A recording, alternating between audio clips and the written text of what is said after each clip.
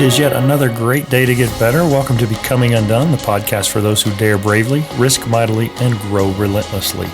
Join me, Toby Brooks, as I invite a new guest each week to examine how high achievers can transform from falling apart to falling into place. You know, it's been said that inspiration can strike in unexpected places. Take, for instance, the Rube Goldberg-esque way in which this show and this movement called Becoming Undone came to be and first started to take root in my mind. It was about 3 years ago. I was watching the Olympics, a favorite pastime of mine, and I was overcome with this unshakable and troubling notion. I realized that for every champion whose story gets told 1,000 times, there are thousands of runners-up and also-rans whose stories are never told. For every gold medalist who's celebrated atop the podium, there's a 4th place finisher, and a 10th place finisher, and a did not finisher we've never heard of. And it wasn't just a sports phenomenon either. For every Broadway lead, boy band supergroup, and billionaire social media mogul, there is a seemingly endless line of nameless and faceless others whose timing was just off, whose talent peaked just a little too soon or a little too late, or any of 1,000 other reasons why they just missed the mark. Shortly after, I watched the HBO documentary expertly produced by the most decorated Olympian in history, Michael Phelps, called The Weight of Gold. In the film, Phelps and countless familiar and recognizable world-class athletes discuss the psychological toll of competing on the world stage. Frequently, the end of the Olympics, not to mention the end of competitive careers, can exact a heavy toll, leading to depression, emptiness, a loss of identity, and even significantly increased risk of suicide that many athletes experience when their careers are over. Surely there was something to be said, or better yet done, about the situation. There was, but at the time, I didn't know what to do with it. So it sat there, like the proverbial splinter in my mind. Fast forward to October 2022. For some inexplicable reason, and I mean absolutely inexplicable reason, I had an incredibly specific urge to Google whatever happened to white guys. WHYTGIZE. Now keep in mind, I grew up in the country without cable and without MTV. White Guys, the group who sparked my search, had been an obscure early 90s pop group mentioned within a nearly obscure album, All for One for All by Michael Bivins' Sablevax, The East Coast Family, in 1992. They were mentioned in the liner notes and appeared in the video, but to my knowledge, nothing else ever happened. That's a highly specific 30-year-old memory that just randomly bubbled to the surface of my white matter one random Tuesday. Don't tune me out just yet. I promise I'm going somewhere with this. I remember listening to the album, checking out the liner notes, and seeing this group of 5 white guys who were sure to be Bivins' Biv 10 Records' next supergroup, along the lines of Boyz II Men and Another Bad Creation. But they weren't. So what happened to white guys?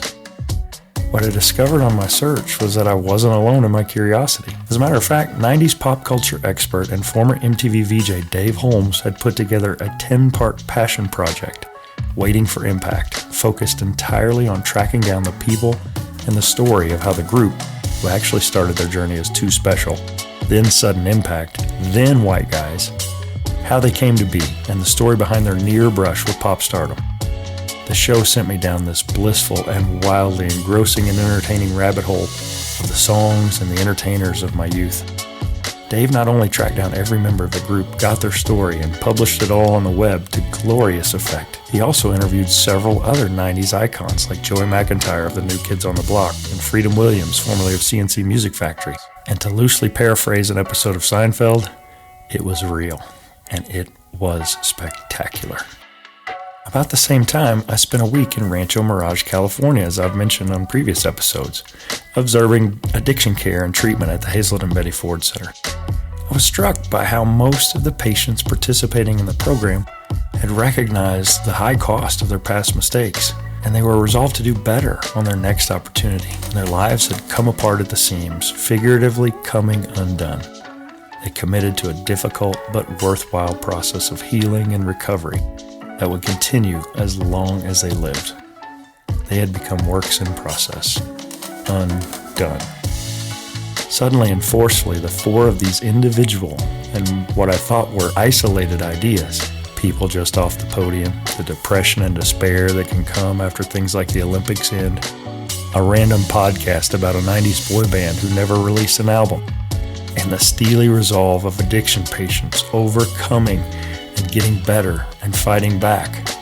They all collided and mashed in my mind in a remarkable moment of clarity.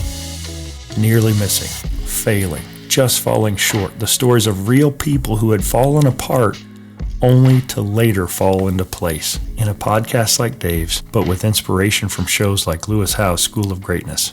Becoming Undone was born. And fittingly, the guest I absolutely knew I had to get on the show, the guy whose work had inspired the idea to begin with, was the absolutely perfect example of resilience on his own path to victory. I did my research and I learned all I could about Dave Holmes. I discovered that after MTV, he'd gone on to become an actor and an author. He'd written and published a book, Party of One, in 2016. I immediately ordered it. When it arrived, I plowed through it in a couple of days, struck by just how in many ways he and I are so dissimilar, yet so alike in others. I listened to Waiting for Impact in its entirety 4 more times. With each listen, I was less focused on being entertained and more focused on reverse engineering a show that could be so true to the research and journalistic integrity of telling the story in true crime fashion, yet also be so fun and entertaining. If podcasting was the house that I intended to build, then Waiting for Impact was the blueprint I intended to follow. In the show, Dave acknowledges his own journey, failing out of college at Holy Cross as he battled depression and addiction. He'd been publicly outed as one of the only gay students at the conservative Catholic school. In his own words, he managed to pull out of the emotional nosedive of his shame spiral. He clawed his way back in and ultimately graduated with a degree in psychology. Taking a series of soulless jobs in New York City followed. On a whim that would forever change his life, he worked up the courage to take a shot at MTV's reality contest, Wanna Be a VJ. He finished runner-up out of a veritable sea of contestants, just missing the offer of a dream job. But he'd impressed the network executives so much along the way that they offered him his dream gig as a VJ anyway. A smoker and a drinker who'd been criticized in his MTV days for being overweight eventually became an avid CrossFitter and a competitive triathlete. Through later experiences as an actor, author, and editor-at-large of Esquire, Dave has been open, honest, and vulnerable in sharing both his struggles and his triumphs on his path to a life of both success and significance. It seemed as though for every yin of disappointment, Dave had discovered and embraced a yang of accomplishment.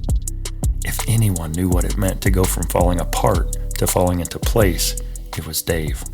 He had done so countless times and in countless ways. I reached out to Dave, hoping I might get a moment of his time to ask him some questions about his path from being undone to becoming undone. To my utter amazement, he actually responded. It took a while, but we finally connected at an agreed-upon time. And what follows today in this episode is Dave Holmes' #1 fanboy's attempt to glean the nuggets of wisdom that his experiences have taught him. I'm not sure what I expected to come from the conversation. Will we become BFFs, meeting on Zoom regularly to talk about obscure yet mutually enjoyed little facts like how the legal ramifications of the Copyright Renewal Act of 1992 forever changed sampling, not to mention the entire music industry ever since? Would he see such promise in me that he'd want to mentor me on this podcasting and new media journey? Would he want to collaborate on a new book project? I was so getting ahead of myself. Most likely, it would simply be a brief glimpse into the mind and life of a high achiever who has managed to leverage the bitter pain of life's disappointments into the sweet flavor of eventual victory. And if I had to guess, I'd say it was the last one.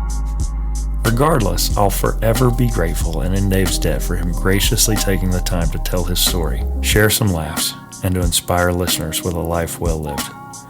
Thanks, Dave. You and your work had an impact. It's a great day to get better. I'm thrilled to have actor, author, and personality Dave Holmes with us here today. Dave, welcome. Thank you so much for having me. It's good to meet you. Yeah, same here. This particular show was a long time coming, but for me, it's probably the most important one because simply put, this show, the book that I'm working on, what I hope will eventually become kind of this movement where we reframe failure and talk about what it means to succeed, it wouldn't have happened if not for your 10-part podcast, Waiting for Impact, which hopefully we'll have time to get to a little bit later. I hope so. Thank you very much. That is so good to hear. That means that I did what I set out to do. So that makes me very happy. Thank you. You did. I kind of became the ultimate Dave Holmes fanboy after I collided with the show. I was on a long trip and just binged the whole thing the first time through, and it was just entertaining. The pop culture references, the 80s and 90s music, but this obscure piece of music history really struck a chord with me. And in the closing moments of the entire show, you say, make your thing. We need it. We need you. We are pointing at you. In a word, I was inspired. So thank you. Yay! Oh, that makes me so happy. So for you, start at the beginning, wherever that was for you. You've got a fantastic character arc. Well, I grew up mostly in St. Louis, Missouri. I was born in New Jersey, but we moved to St. Louis when I was 4. And I knew that I wanted to perform, and I knew that I wanted to create, and I knew that I knew that like I had a brain for something other than what I knew adult life to be and to look like. Right. I had 2 older brothers and a father who were very practical, very traditional men. And I always felt a little different. Right. I loved, I loved Carol Burnett, and I loved, the original cast recording for Annie. And there were things that made me feel like I was alive. And as I grew older, and as like boys my age started to gravitate more towards sports and whatnot, I just really never did. I liked to make up stories, and I liked to, like, I had action figures and like I would and stuffed animals, and I would create sort of casts and long stories and essentially soap operas with them. And that was what I stuck with. I sang, and I would act in plays. There was a local paper that had local auditions and stuff, and I would like put myself in the way of those. And that was kind of that's where my passion was. But my brain, my more practical side, saw the other boys and men around me and was like, that's what you do. That what they're doing is what a boy's supposed to do. So I can do this for a little while and get it out of my system, but at some point I'm going to have to get practical. So I always, even as a kid, had this sort of internal sort of tug of war. And, and still, like, there's still a part of me that, like, every time baseball season starts, I'm like, this is the year I'm going to get into it. I'm 51. It's probably not going to happen. And that's okay. That's not gonna happen. Yeah. So in your book, in the opening chapter, I love how you use music to describe emotion. My daughter, Brenda, she's a vocal performance major, and I was a sports guy. And she has opened my eyes to this world of art and theater and musicals. She's been in a couple of community productions, and it's what she's all about. And she really convinced me that, sport and art really aren't that different. You pursue this passion. Sometimes you get your shot. Like you like to say, you took a big swing, and sometimes it works out and other times it doesn't. But what she's taught me is that's fundamentally human. And in your book, you describe the No Rain video and the Bee Girl. And I love that visual. Who was Dave back then when you felt like that little girl dancing solo? Yeah. Who was Dave, and what did he really want out of life? Well, that was, what was that? 1991, 92. I was in college, and I really, like, there was, when I look back on it, and this could just be memory, or like current me with the wisdom that I've gained since, like, putting that on a younger kid. But in retrospect, it really feels like when I decided to go to college, or when I decided on a college, I could go the path that, like, my heart and my gut wanted me to go in, or I could sort of become what I felt like I was supposed to become, and thereby please my family and be what a man is supposed to be. And I chose that path, and it was wrong. It was just wrong for me. I went to a place called Holy Cross in Massachusetts, which is a great school, and I met terrific people there. But it was a place for what I thought like a man was. Right. And I I shouldn't have done that. And like the internal struggle really kind of messed me up during that time. I was depressed and anxious and I just didn't know what to do with myself. I got suspended after my freshman year for like really never ever going to class. And I should have taken that. I honestly should have taken the hint and gone somewhere where like I could learn how to use a brain like mine for an income, and I could like not be the only gay person on campus and things like that. But I just was like, nope, I have to not only do I have to go and do what a man does, but I also have to like prove them wrong and finish what I started, whatever. So the No Rain video was the year I came back, and I was in an off-campus house with guys who none of us got along with one another. And it was miserable and weird. And I knew that there was another life waiting for me, but I didn't know how to get to it. And in that video, it's this girl who just wants to like dance and sing in a bee costume. And everyone's like, you're weird, get out of here. And then she like she finds a gate in a glen and like opens a gate door. And like there are other people in bee costumes. And it's like, that might exist somewhere in the world for me, but I'm just going to have to like keep my head down and get through this. And then I'll get there. Yeah. So you managed to graduate from Holy Cross. It didn't come easily, and you encountered your share of obstacles along the way. Sure. You find yourself in a job that you don't particularly love, and this opportunity comes down the road to become a VJ. Uh-huh. You mentioned both in the podcast and in the book that you had to climb out of bed at 4 a.m. to go stand in line. How do you feel that your experiences at Holy Cross and maybe even earlier back in St. Louis had prepared you to be that brave? That was a pretty bold thing to do. Well, having failed on such a massive scale in college, like really having messed it up in every possible way. And you mentioned like obstacles that were in my way. I put every obstacle that was in my way. Like all of my problems were self-generated. It was just not a good scene. But I got out of there and I got out with just an insane drive to make something of myself. Not even really to show them, but to like show me that I wasn't a failure.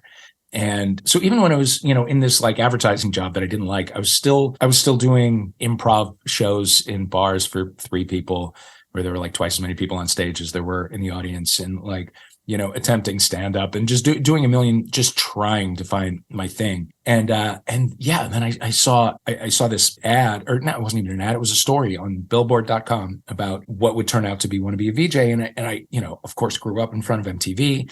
The VJ like position was like, of course, my dream job, but I had no idea how to get it other than to go and stand in line at 4 a.m. And I was like, well, it'll either happen. It probably won't happen, but I'll feel like a jerk if I don't try. Right. And I don't have anything to lose, and I hate my job. So why not just take a day and go and stand in line and at least just like see the inside of the place, see what the studio looks like. And maybe I would get like, I would talk to somebody and they'd be like, hey, we like your attitude or whatever. We have a production assistant job or a writer job or whatever. And so I thought I have to go. But in that moment at like 4 a.m, it was that internal like tug of war again of like, I was 27 and I was like, boys my age are starting to buy houses and stuff and, having practical jobs. And that's really what I'm supposed to be doing. And if I go to this thing, what happened? Will I maybe get a job or whatever? It's like, this is a silly thing for a 27-year-old to do. And I remember having that like internal argument in pitch darkness at a very, very early hour as, my eyes were stinging from fatigue. And I don't know what it was that tipped the scale toward get out of bed and go do the thing. But I did. And and it set my life on such a completely new course that I honestly don't. I can't imagine who or where I would be if I didn't do this thing. While he certainly couldn't have known it at the time, that single act of alarm clock obedience changed the entire trajectory and course of Dave's life forever. And to hear him tell it, it wasn't so much a premeditated attempt to make his dreams come true, as it was an act of quiet desperation to break free from a likely future that he'd grown to hate. Not to mention a shot to see the cool inner workings of the MTV studios. For whatever the reason, and despite the long odds, Dave got out of bed, got dressed, and got in line. It was a bold move. So you end up as a finalist on Wanna Be a VJ. Right. And you finish second to this Tim Burton caricature that is Jesse Camp. Yeah. That's in that moment, did you view that as I succeeded all the way to the end or I failed? I couldn't even think in those terms at that time. First of all, when I showed up, I mean, I knew it was like an open call and I knew that they were going to like get some press from it and all that kind of thing. But I don't think I understood that it was going to be on live TV after a certain point.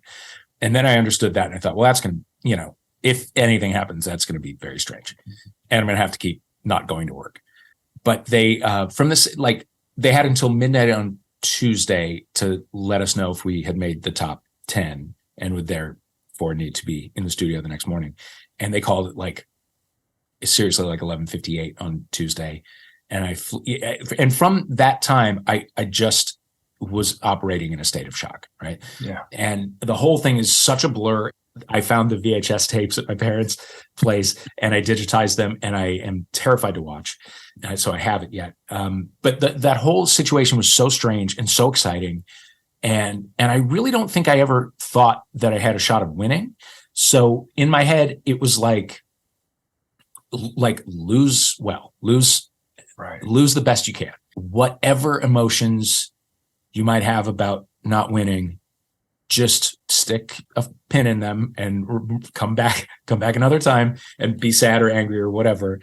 But the job is to get a job, make something good from it. And so that procedure like began immediately. There was a rap party and it was like, I felt a little emotionally not super stable, but it was like, you know what? Just go and smile and shake hands and get business cards. And if you got to feel a way about it on Tuesday. Right. And I don't think I ever actually did because it was like immediately there was work to be done and I got to it and it worked out. My daughter shared with me her first week in college. They're like, congratulations, you're all artists. Your job is not to land gigs. Your job is to audition. And that's such a powerful mental shift. Like, isn't it? Getting a role means I get to do what I love. My job, the thing that I'm getting paid for is to just keep putting myself out there, where in an industry where failure is so much a part of what you do. And that's so foreign to me. Like, you apply for a job, you stay there for X number of years, and then maybe you apply for another job, but you don't put yourself out there week in and week out and maybe not even get a courtesy letter back saying thanks for coming in. Yeah. I remember hearing something like that. Like in my when I was still in advertising and like taking acting classes and stuff at night, I took a class in commercial auditions, and that's what the instructor said too. Was like, what you do is you go and you audition and you do the best you can, and when you walk out of the room, you forget about it completely. Do not think about it again. If it happens, then terrific, icing on the cake. But your job is to audition and then to forget it and not go over it and over it and over it in your head. And as he said that, I was like, I'll never be able to do that in a million years. You might as well tell me that my job is to fly. But you do. Like, after a certain point, you're just like, yeah, okay, I did it. I did the best I can. If I get it, I get it. Great. That's absolutely right. And it's a good attitude to go forward with. Yeah. So you are this purveyor of all things pop culture, love of music. You've got this encyclopedic knowledge. So that makes you, on paper, the perfect person for this MTV job. But you don't have this aesthetic that the guy you lost out to had. Sure. And it feels like you've done the heavy work that should have led you to deserve that job. And that shines through eventually. Like, that's ultimately what helped you get an offer outside of Wanna Be a VJ. So how did you take that disappointment and then just turn that into kind of iron-willed determination? I'm going to make this happen. Like, all those years I spent reading Variety and all these things that I love that are core to me, they were actually preparing me for this dream job that I didn't even know existed back then. Yeah. When I lost, And I think I say this in the podcast or maybe in my book, I don't remember, but I was supposed to be at a good college friend's wedding that Saturday. The day of the finals was a Saturday. So obviously I had to, beg out. And so the groom was like, we'll be in the bar at the reception place watching. I didn't think about it until hours or days or whatever afterwards, but I was like, oh God, like a bunch of my college friends sat in a bar and watched me lose. How awful. But like, as I went forward, I was like, well, I'm going to, now I have these business cards and I have these sort of connections with people, and they've said like, oh, we should find something for you, but they'll forget, people forget, and they may have a warm feeling toward me now, but that'll wear off. So I'm just going to keep calling and emailing, and like any half idea that I ever had in my life, I wrote down and turned into like a show pitch. And like, I just thought like, I'll either get somewhere or they'll tell me stop calling. Mm-hmm. And if they tell me stop calling, I would feel weird about that, but it can't be any worse than what just happened, which really wasn't that bad, Right. In the contest determined by fan vote, Dave, appearing fairly straight-laced but overflowing with obscure facts and trivia about all things music, a knowledge he'd acquired over years of study and a genuine love for pop culture, lost to Jesse Camp, who was unforgettably unique in aesthetic, but no doubt lacking in just about everything else. For what I would suggest is probably the same human instinct we all seem to have in not being able to look away from a car accident that we witnessed on the side of the road, the teens of the 90s who called into the show and voted were somehow drawn to the spectacle that was Jesse. Meanwhile, MTV execs saw real substance in Dave, and due in no small part to his dogged persistence, and to not only, in his words again, lose well, but also make something come of this incredible opportunity, it eventually paid off. I got very lucky in that the people, like the production assistants and the producers and the bigwig MTV executives who were like 29 were all they all came to MTV because they were people like me. They were people who grew up loving music and entertainment and wanting to make stuff, wanting to like make fun TV, the kind that they grew up watching. And I think if I made it to the top 10, I think that happened because some of those people in that conference room, as they were like holding up people's Polaroids and debating them, I think a lot of those people felt like I was a version of them. And so they were kind of rooting for me and for themselves. And I think I kind of benefited from that. Right. And also from the fact that the person who won, was a crazy character, but was not, not the most disciplined, reader or researcher of things. Right. So you end up with the job. You don't win the contest, but ultimately you win the war. You land this dream job, and you find yourself on a variety of different programs at MTV. There's clips of you introducing Britney Spears. I mean, you're at the center of this cultural phenomenon. Wild. But it doesn't last terribly long. That's not a career where someone hires in as a VJ in MTV, not to mention the whole industry changed, but only there for 3.5, 4 years. I was there 98 to 2002. So like 4.5, something like that. Yeah. So it comes to an end. I'm curious, that dream job that you didn't know existed as a child, you land it, and then you walk away from it. How much did it become part of your identity? For a lot of athletes, we look at this like, oh, I wanted to be in the NFL all my life. Or for an artist, oh, I want to be on Broadway all my life. 9-year-old Dave didn't know he wanted to be a VJ. But now you were, and now that's gone. Yeah. How is that similar or different from that person that's been ruminating on this their whole life? Yeah, I just said ruminating. Sorry. 4 or 5 years is about the best you can hope for, really. Like, that's a job that it's like Menudo. They kind of cycle you in and out. So I feel like I got what I wanted, and, it's not a job you stay in forever. In that last 6 months, I started to feel myself getting less busy, and I started to watch new people get cycled in. And it was, there is no last day, and there is no like goodbye party or whatever. It's just like you're under contract until you aren't, and nobody really even knows. It's just like the check stops coming, and that's kind of what happened. Like I called a couple of the people who I worked with in my early days, who again were now like big executives and not yet 30 years old. And I, called and said thank you. And they were like, oh yeah, I guess that's it. Well, yeah, okay. I guess you're not working anymore. But anyway, goodbye. Thanks for everything. It just kind of, it like peters out in that way. Right. Yeah. And I loved it, but I also felt like it gave me, some name recognition and a little bit of a platform. And I was starting to come out to LA a little bit more in my last few months at MTV. And there was so much more TV work out here. And I thought, okay, I'm just going to kind of write it and get in that audition circuit and keep going. And so I did. And I was very lucky in that I found a lot of TV work for the next 10 years or so. And also a lot of, being in audition rooms with Danny Bonaducci, and I would see each other. We were on the same like circuit.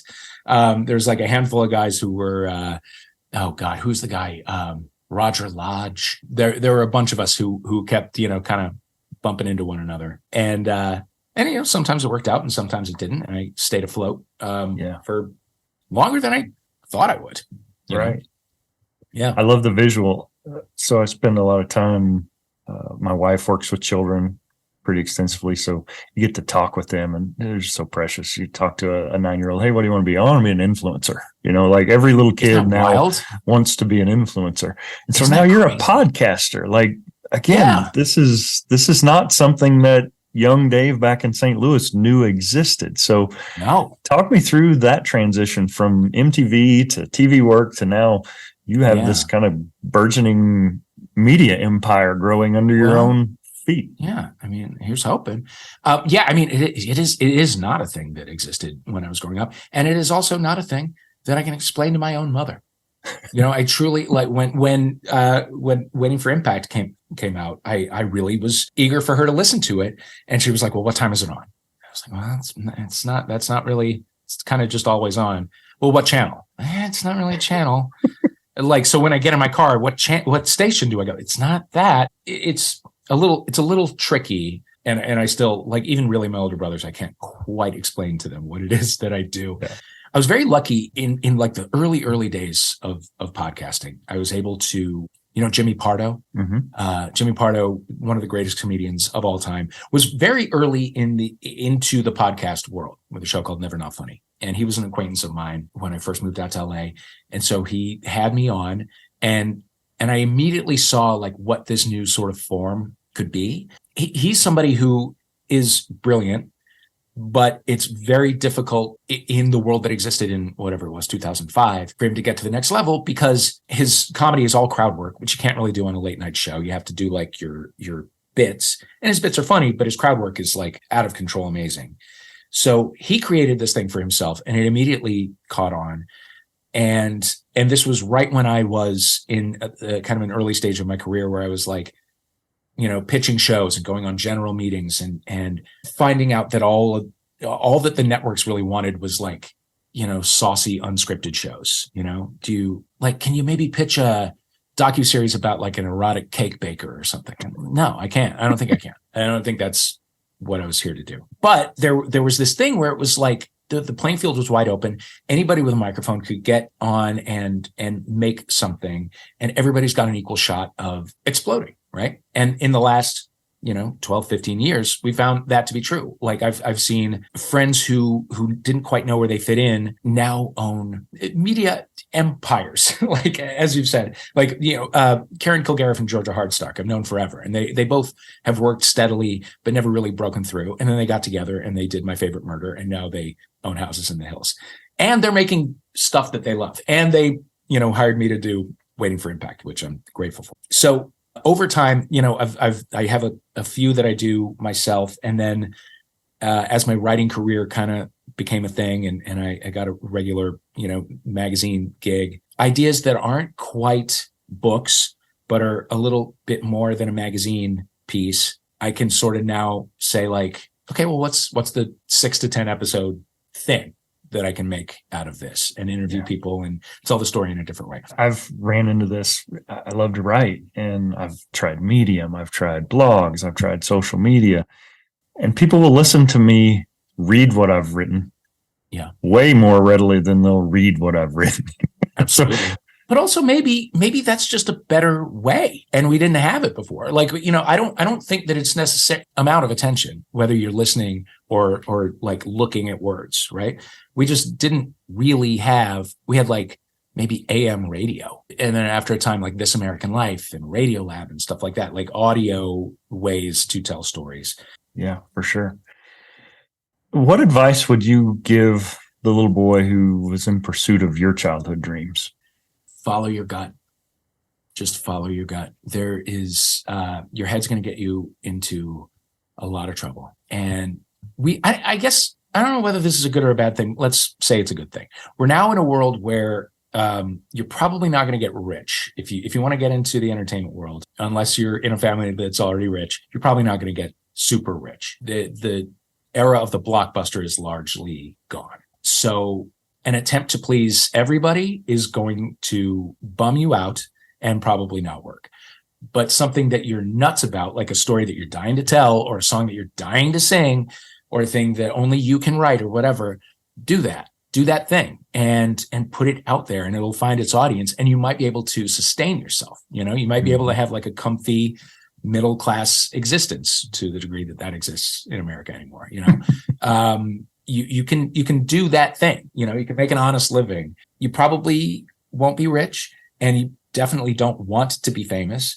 So just do your thing. Follow your own heart, and that will be the way to satisfaction for you. Yeah, that's great.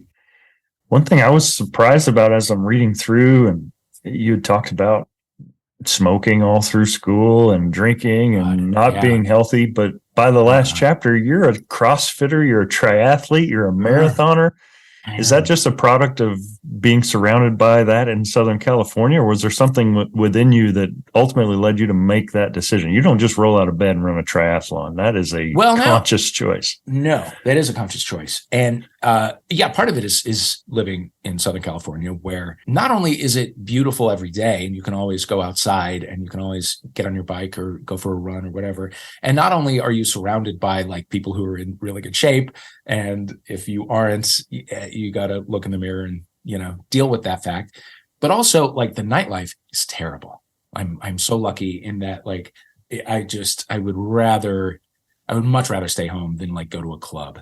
My improv days in LA were a lot of, late nights and stuff, but basically it's so much more pleasurable to be in bed by 9:30 and up by 5, right? Because it's gorgeous. I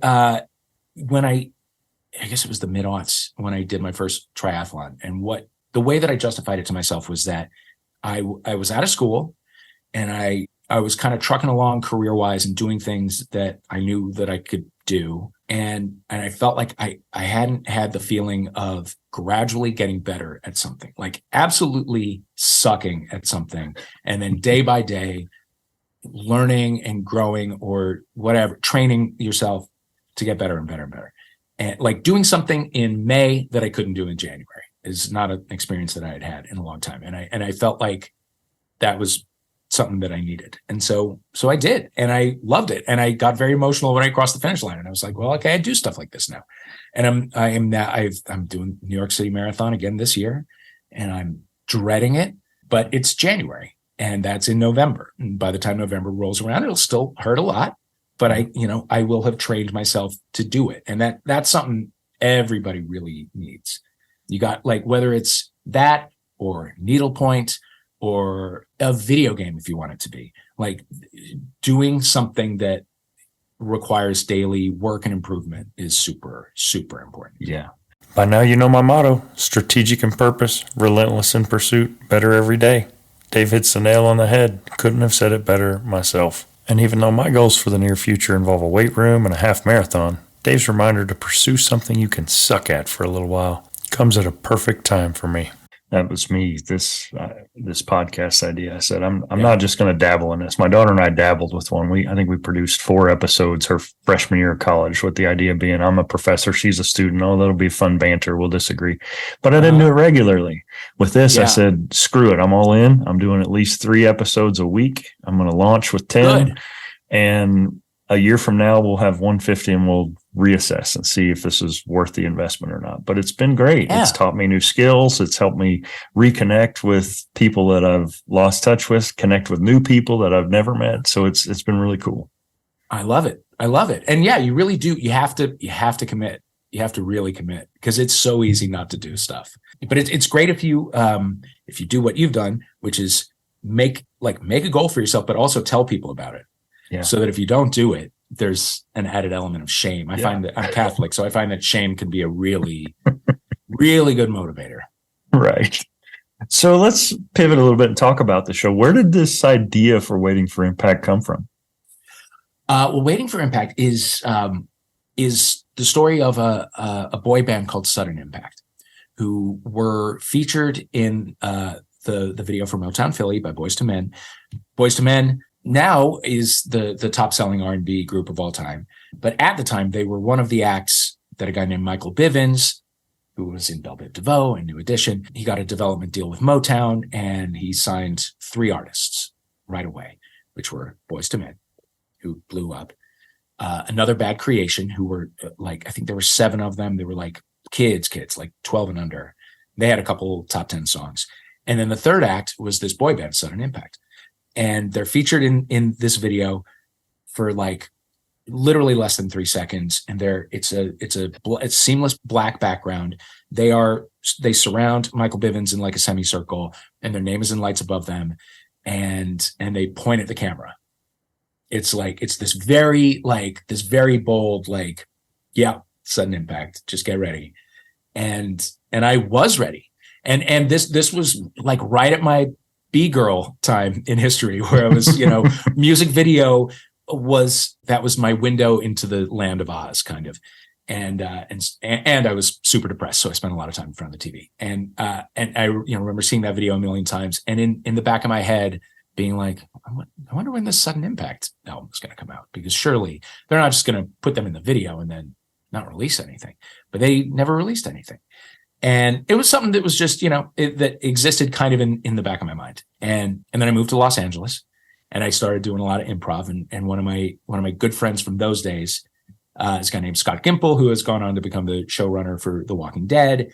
And he and I are both nerds in this way. And I don't know how Sudden Impact came up, but it did. And we were Bands Reunited was on VH1 at the time. We were we should do an episode of Bands Reunited, but about Sudden Impact, and just get them back together. And instead of doing a song like they do on Bands Reunited, there was no song. So we'll just have them point. Yeah. We'll stand there and they'll do a semicircle around us and point. And that was kind of our little dumb joke.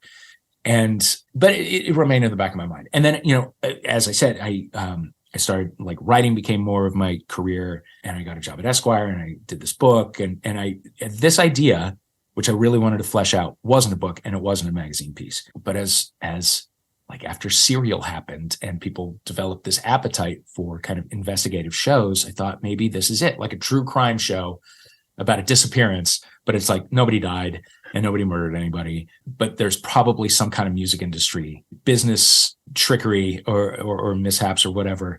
And there's the business side of it. And there's what actually happened to these guys, but there's also a human interest piece to it, which is about these guys didn't blow up, and I don't know what did happen to them.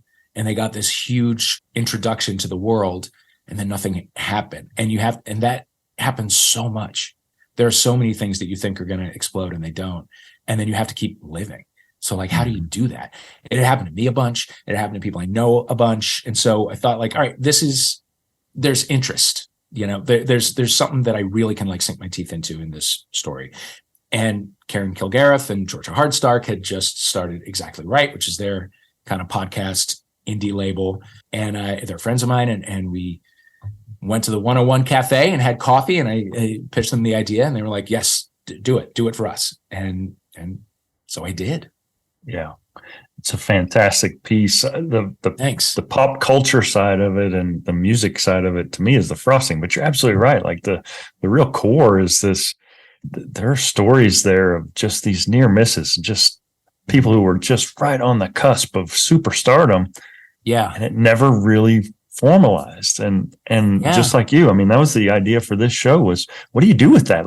Where do you go if you're Hayden, and you tell all your friends that you're going to blow up as the world's next Elvis, and then you're selling cars a couple of years later. How do you reconcile that in your own soul? And the thing that so resonated with me is these people weren't bitter at all. Like, they still spoke so positively about the opportunity that they got, not with this, like, I'm way more petty than that. I would be angry, Michael Bivins gave me a shot, but then his record label evaporated, like kind of the classic old athlete. Oh, if I hadn't torn my knee up, I would have made it to, they always have this tale of woe, and that wasn't it at all. All of these people just said, this was a springboard that I used to do other things. Right. And that was remarkable. Did you expect that? I really did not know what to expect. And I was a little worried that I might run into what you just described, like people who just like don't want to talk about it. Oh, I ain't heard that name in 20 years, and slam the door. There were no doors. It was all over Zoom. But like, I was worried that I might hit some resistance, and I really didn't. And what I found is what you described, where people just said to themselves, this thing didn't happen, and my choices are to live or die. Like, I can either put one foot in front of the other and just keep moving, or I can be resentful and angry and let it eventually kill me. And I think the human drive is to live, I don't know. I loved talking to that guy, to Hayden, and I love talking to the guys from Sudden Impact, because they do have that kind of resilient spirit, but they also deep down are like, we got to we met Alfonso Ribeiro at a party or whatever. Like, they got to LA, they got to come to LA and like record stuff, and maybe it never came out, but they also, like, while their friends were doing whatever they were doing, they were like, hey, we had a few years in LA to like really almost make our dreams come true. And that's still fun. They still have stories they can tell at parties and stuff, You mentioned Scott Gimple, and he's quoted in the first episode, as well as circle back to it toward the end of the last one, where he says, I'm still holding on to that hope that's like the hope I had back in 91. I can't wait to see this because I don't like endings. Right. And I'm like, that is the core of what I'm trying to do with this show. Is there may be endings, very public sometimes. I mean, you were on television and here's the winner, Jesse. That wasn't you. But that wasn't the ending. To take it to a marathon or a triathlon, that was just a mile marker on your journey. And it let you know that, well, it didn't necessarily go the way I wanted it to, but it doesn't mean I have to stop the race right now. Yeah. So what for you remains undone? What ending is not there for you? Oh, wow. I mean, I'm really glad that we're having this conversation right now, because I am blocked as hell. Like, I have a regular gig at Esquire magazine. I have a regular column in the print edition, and I'm like, the topic for the latest column is like something that I know extremely well, and I can't get it out for the life of me. And that never stops. I've never gotten to a point where writing isn't really hard work, and where I don't have to face the idea that I don't know what I'm doing, or that I don't have to think, well, this is the one where they find out that I'm actually like, I've been in disguise this whole time. I've been an imposter this whole time. Imposter syndrome is like the oldest story in the book, but it's like, I've got it. And a lot of people have it. And if you do have it, it doesn't go away. You still have to have that conversation with yourself every time. So I incredibly grateful to you for saying what you just said, which is that these things are not endings. They are mile markers on a larger race, on a larger road trip, whatever. And I know that I will get through it. I know that I have gotten through it. 100% of the time that I felt like I couldn't do it, I was wrong. And so, I don't know that like there is an undoing of that work. I don't know that that's a thing that I can ever defeat, but it's a thing that I can learn to live with and know that I can overcome when it happens, because it will happen again. So I would say that like defeating that inner voice would be the work that I would like to do, but I can't. I just have to learn how to outsmart it. But the work that's undone is I am like restless, and I have a severe case of ADHD, and I have a tendency to want to do everything. And so I do everything. And I'm doing a little bit of stuff here, and I'm on the radio here, and I'm like, I write a little bit of freelance stuff over here, and then I have the Esquire thing here, and I do the podcast here and there and everywhere. What I think the work is now is to synthesize that and build like the production entity that I would like to see in the world. And that requires, discipline and business knowledge and all kinds of things that I don't really have, but that I can either get or borrow from people. So that is the work of this year, really, is to kind of build and grow that business and get the stuff that I want made, and then hopefully grow enough that I can help other people get their stuff made, thereby live a comfortable middle-class existence in Los Angeles. Exactly. That's the goal for all of us, right? I hope so. Yeah. Well, Dave, this has been fantastic. How can listeners connect Totally. with you, or where can I send them so that they can get involved in the Dave Holmes cinematic universe? Get into the Dave Holmes business. I'm on Twitter and Instagram at Dave Holmes. Twitter is disintegrating before our eyes, but I still can't quit it. So for the time being, I'm still there. I believe I'm Dave Holmes on Post as well. I don't even know where to send you on Mastodon, but yeah, at Dave Holmes tends to go to me, and I'll keep you abreast of everything that is happening there. Well, I have big dreams for this, but I will say you will now and forever hold the distinction of being my first guest that has the blue check by your name. Oh boy! And I'm happy to say I did not spend $8. There you go. I knew somebody is actually how it happened in the early days. I knew someone at Twitter, and I was like, it'd be nice for him. So he hooked me up. Well, Dave, thank you so much. You've been an inspiration to me, and I continue to follow your work all the time. Thank you, Toby. That means the world, and I am really excited about what you're making. I've had so much fun listening to it. You have gotten great stories out of great people who I would not otherwise have known about, and I think you're doing something great. So don't stop doing it. It takes discipline, and it takes curiosity, and it takes just like the will to put something into the world that doesn't exist. Yep. And that's what you're doing. So awesome. Well, thanks again, Dave. I really, really appreciate it. Thank you, Toby. Mark it down, my friends, for all the griping and complaining about social media destroying the fabric of society. And in this new age of new media channels with unprecedented access to putting new things out in the world, I'll forever point to this experience as Exhibit A in my life, that good can and does come from people from all walks of life, using the tools that we have today that didn't even exist a generation ago to encourage and inspire one another on this trip called life.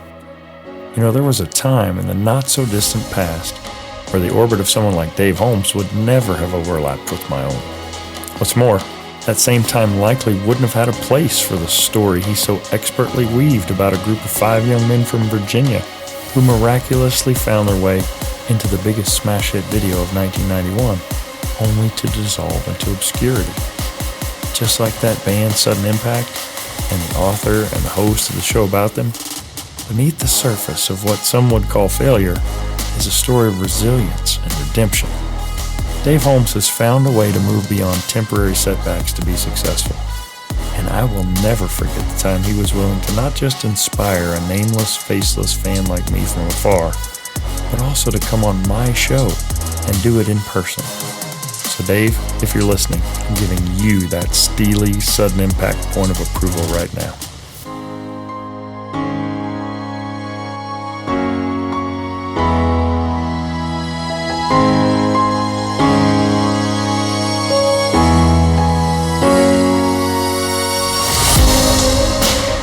Becoming Undone is a Nitro Hype Creative production, written and produced by me, Toby Brooks. If you or someone you know has a story of resilience and victory to share for Becoming Undone, contact me at undonepodcast.com. Follow the show on Facebook, Instagram, and LinkedIn at Becoming Undone Pod, and follow me at the Toby J. Brooks. Listen, subscribe, and leave us a review at Apple Podcasts, Spotify, Stitcher, or wherever you get your podcasts. Until next time, everybody, keep getting better.